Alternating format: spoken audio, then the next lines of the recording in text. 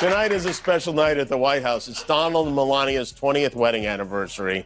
20 years is a long time, especially for Melania. This morning, Trump paid tribute to his longest-serving wife by reposting this AI image of himself with a lion. Trump's temper flares over a late-night remark typical Jimmy Kimmel, who just delivered a quip about his marriage that apparently cut a little too deep. Now with Trump simmering like an overworked kettle, will he simply dismiss it or spark a social media storm? Or perhaps Melania will shoot him that unmistakable look that silently says, "Not this again." Get your snacks ready. This is going to be entertaining. Guessing he noticed a bunch of people posting about his anniversary, which remind him, oh, it's my anniversary. So he then reposted this sweet photo of Melania literally pushing him away from her. Kimmel is well aware of his craft. With years of experience in late-night television, he understands that when you take a jab at Trump, it's not just about delivering a punchline, it sets off a media wildfire. As he strode onto the stage, sporting a grin as if he'd just discovered the ultimate comedic jackpot, the audience readied themselves for the spectacle.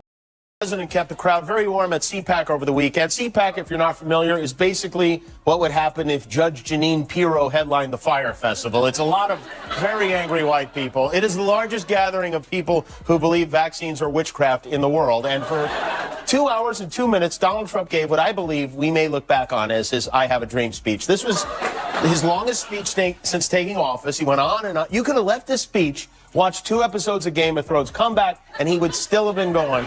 And to kick things off, Trump went to one of his signature moves to start it. And I know there's a lot of competition, but this, I think, this might be the dumbest thing he does.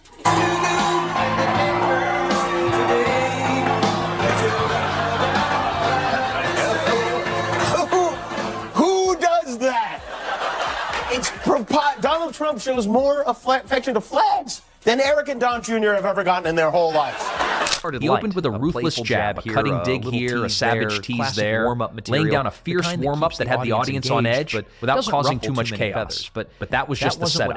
They knew the real knockout was imminent. They knew the real then, punchline with was a coming. brutal, perfectly timed blow, he unleashed the final punchline, He dropped it. leaving no doubt about his dominance. Has there ever been a worse host than Jimmy Kimmel at the Oscars? His opening was that of a less-than-average person trying too hard to be something which he is not and never can be. Blah, blah, blah, make America great again. Thank you for watching. I'm surprised you're still watching. Isn't it past your jail time? And of course, in any crowd, there are those pathetic weaklings who act as if they never bought a damn ticket to a comedy show. They sit there rigid, refusing to react, as if a simple laugh might land them on some damn secret government watch list.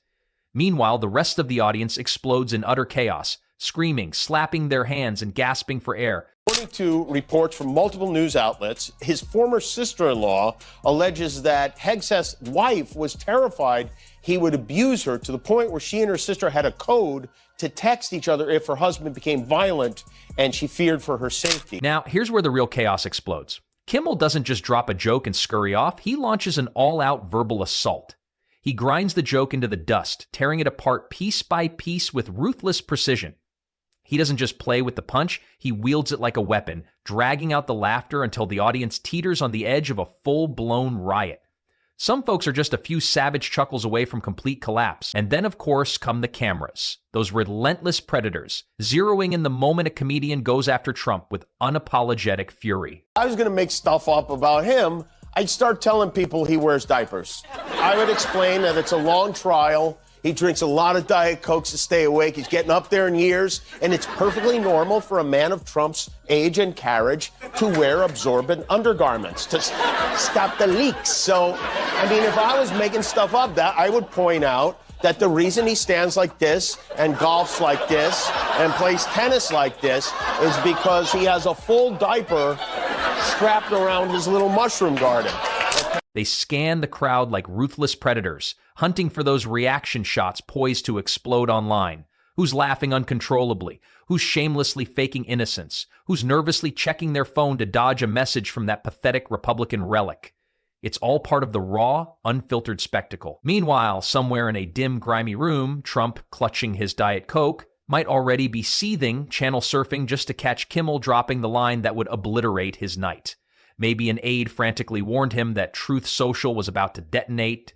One thing's crystal clear: Kimmel just guaranteed that Trump's next 24 hours will be spent furiously crafting the ultimate incendiary comeback. Jimmy Fallon asks me if he could do one thing. Could he play with my hair? Can I mess your hair up? I want to see if it's real.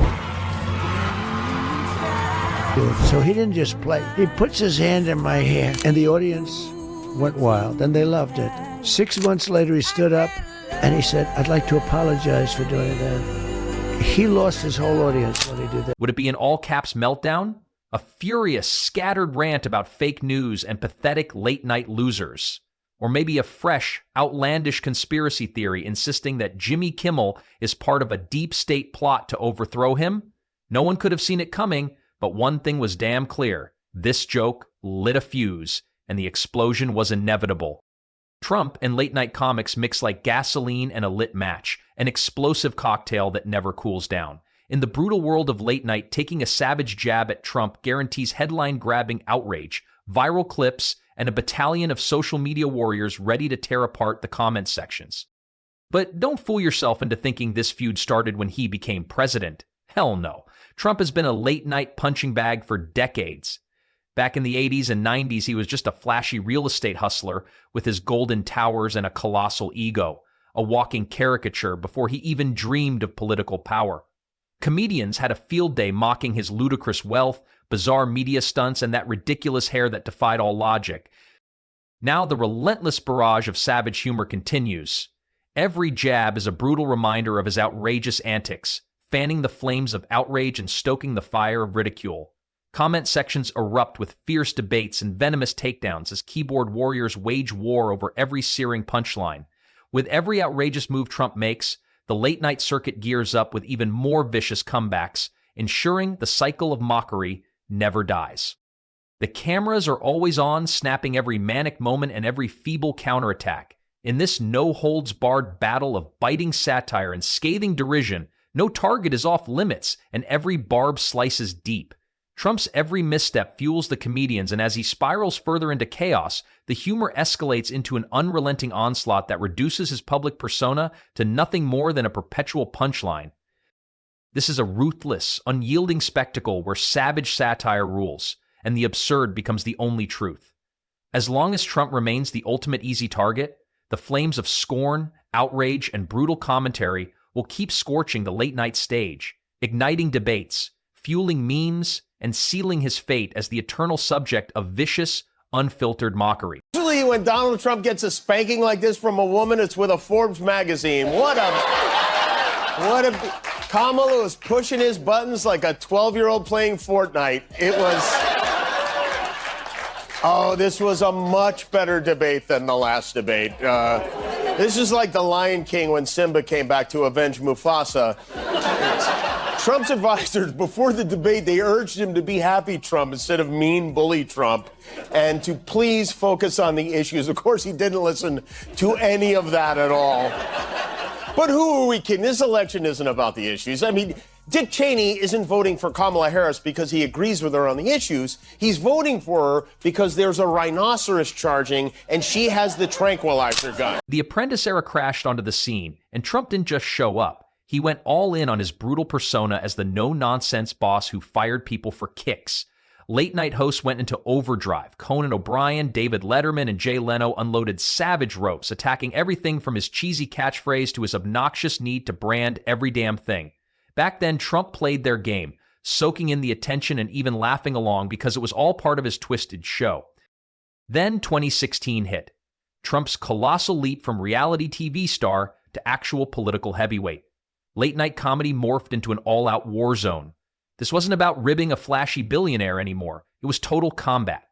Stephen Colbert, the king of caustic satire, honed his merciless attacks, while Seth Meyers, who had already demolished Trump at the 2011 White House Correspondents' Dinner, turned his nightly monologues into relentless assault sessions. Jimmy Kimmel, once dabbling in lighthearted jabs, found himself smack in the middle of a political hurricane, using his platform to savage Trump's policies, outrageous statements, and legendary Twitter meltdowns. Then there's Jimmy Fallon, whose misguided attempt to keep things apolitical by playfully messing with Trump's hair in a 2016 interview backfired in spectacular fashion. The backlash was instant. Fans accused him of humanizing Trump at a time when the stakes were deadly high. Fallon later admitted his mistake, but the scar was permanent. Trump never let it go, and in later years he ruthlessly tore to Fallon, demanding he grow a spine and stop apologizing. Trump's contempt for late-night comedians was unfiltered. He dismissed them as unfunny, overrated hacks, and mere stooges for the fake news media. When Colbert unleashed a particularly vicious monologue, Trump spat out insults, calling him a talentless hack.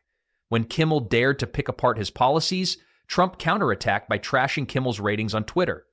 Now on Truth Social, he rages at his rallies, twisting their jokes into campaign grievances.